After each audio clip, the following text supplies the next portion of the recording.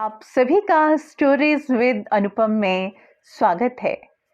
जीवन की सुंदरता का असली महत्व यह है कि ये दूसरों के लिए कितना मूल्य रखती है।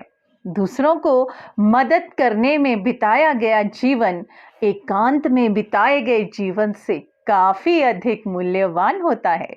जीवन की सच्ची सुंदरता का महत्व इस बात पर निहित होता है कि वह दूसरों की देखभाल और मदद के लिए किस प्रकार निस्वार्थ भाव से योगदान देता है, अपने अभिमान को पीछे रखकर। आइए आज की कहानी सुनते हैं। एक बार की बात है, एक परिवार के मुखिया को ये अभिमान हो गया कि उसके बिना परिवार का गुजारा नहीं हो सकता, क्योंकि घर में वो ही इंसान अकेला था जो कमाता था। एक दिन गांव में एक महात्मा आए। वह आदमी भी महात्मा की बातों को सुनने के लिए चला गया।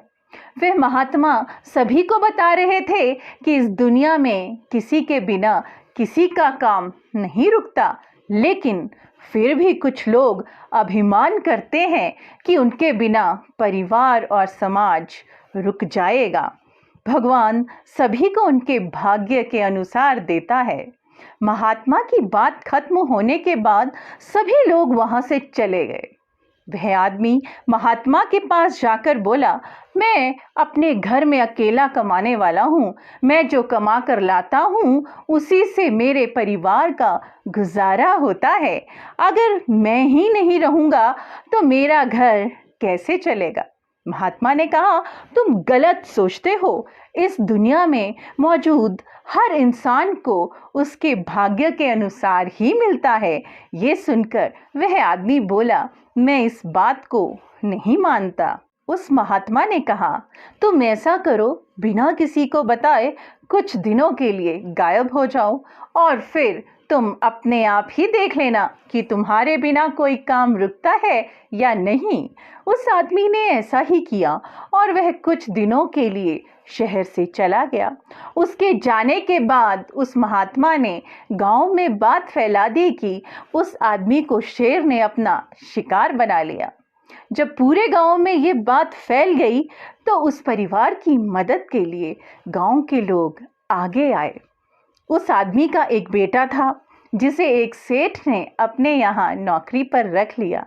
उसकी एक बेटी भी थी। सभी गांव वालों ने मिलकर उसकी बेटी की शादी भी करवा दी और कुछ दिनों बाद सब वैसा ही हो गया जैसा कि पहले था।